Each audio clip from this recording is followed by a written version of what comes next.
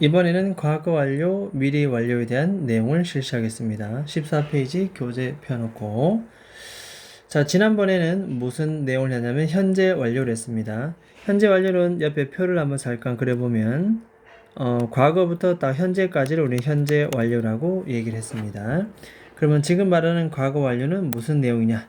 그 과거 완료는 결국 이 대과거부터 딱 과거까지, 과거 이전 대과거부터 딱 과거까지를 우리는 과거 완료라고. 현재 완료가 have pp였다면 과거 완료는 뭐다? 과거 완료는 줄 겁니다. had 플러스 pp입니다. 그래서 과거의 어느 시점에서 딱 과거까지 계속 지속되는 일을 나타낼 때 씁니다. 과거 이전부터 딱 과거까지입니다.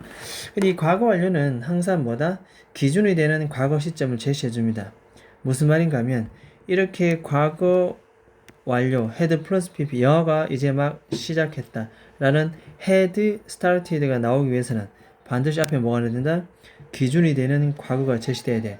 내가 도착했을 그 과거 시점 기준으로 그 전에 이미 막 영어가 시작됐다. 그 이전에 시작되었다. 그럴 때는 뭐 쓴다? 과거 완료, had 플러스 pp를 쓴다는 거 이렇게. 이해됐습니까? had started 이렇게. 두 번째 마찬가지야. 내가 안경을 잃어버렸는데 have가 아니라 had lost 썼잖아. 그치? 그러면 꼭 뭐다? 기준이 되는 과거가 나와줘야 됩니다. 사물을 읽을 수가 없었다.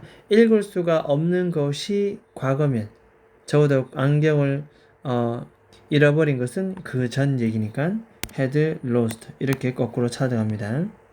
세 번째도 혼자서 그 전에 여행을 해본 적이 없답니다. 이렇게 과거 완료를 쓸 수밖에 없었던 이유는 유럽으로 간 과거보다 그 이전에 내가 유럽에 갔을 때 그때 과거거든. 그 이전에는 혼자 해본 적이 없다는 얘기지. 유럽 관계의 과거면 그 전은 과거 완료. 됐죠? 자, 마지막에 이 집은 had been empty. 1년 동안 계속 비어 있었다 이렇게. 굳이 과거 완료로 써야 되는 이유는 뭐 하기 전에 내가 그 집 안으로 이사 들어가기 전에, 이사 들어간 게 과거잖아.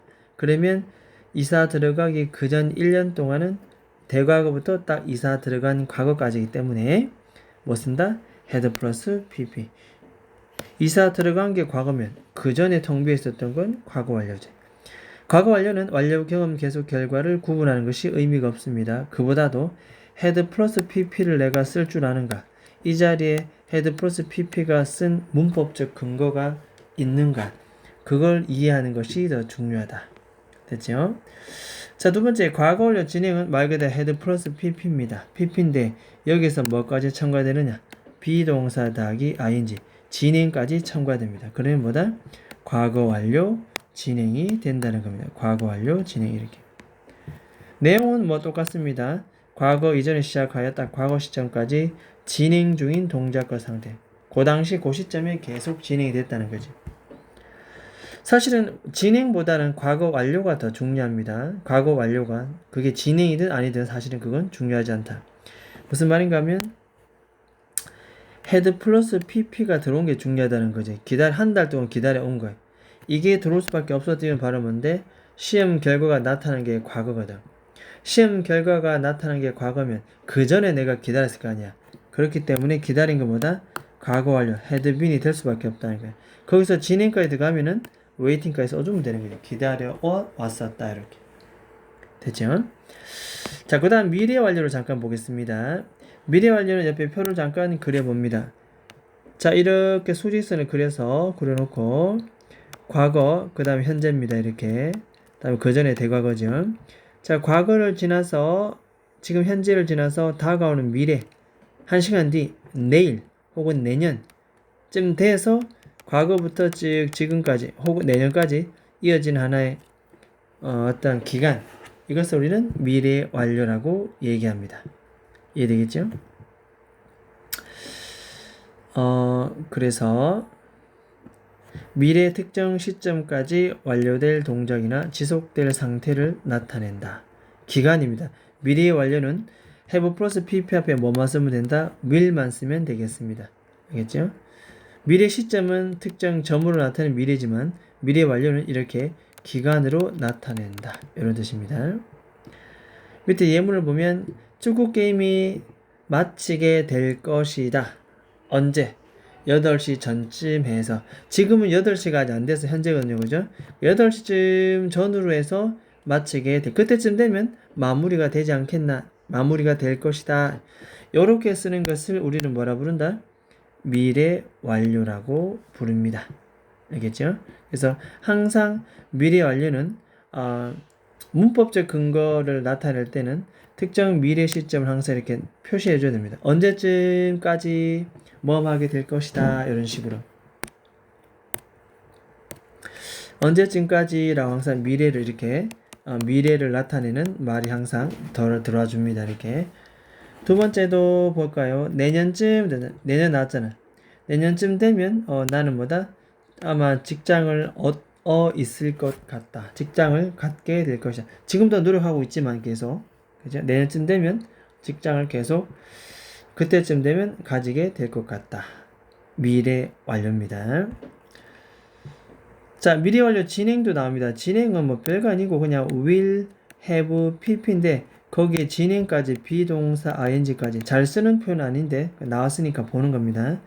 미래 특정 시점까지 계속 진행되고 있을 거다. 이런 식으로. 밑에 예문을 보더라도 조금 전에 말했지만 항상 미래 시점입니다. 내년쯤 되면 항상 이렇게 얘기해. 내년쯤 되면 몇 년 동안? 무려 10년 동안 선생님은 영어를 가르치고 있는 게 될 거다. will, have, pp. 이게 미래 완료라는 거야. 이게 will, have, pp. 미래 완료라는 거지. 이게 미래 완료라는 겁니다. 내년쯤 돼야 10년이 된대. 그럼 올해는 몇 년이다? 내년 10년, 올해는 9년 됐겠지. 내년이 돼야 이 10년이라는 세월을 채우게 되는 거야. 이해되겠죠? 그래서 과거부터 올해는 9년이고 내년이 돼야 10년을 채우는 이런 어떤 기간을 나타낼 때 우리는 미래 완료라고 10년 동안 영어를 가르치는 게 될 거다. 여기서 사용되는 진행 시제는 그냥 옵션입니다. 비동사 ing 가르치고 있을 거다. 무려 10년 동안 올해는 9년까지입니다. 그래서 미래 완료도 다가올 미래 특정 시점을 항상 언급해 줍니다. 그때까지 되면 뭐 10년이쯤 될 것이다. 뭐 6개월쯤 될 것이다.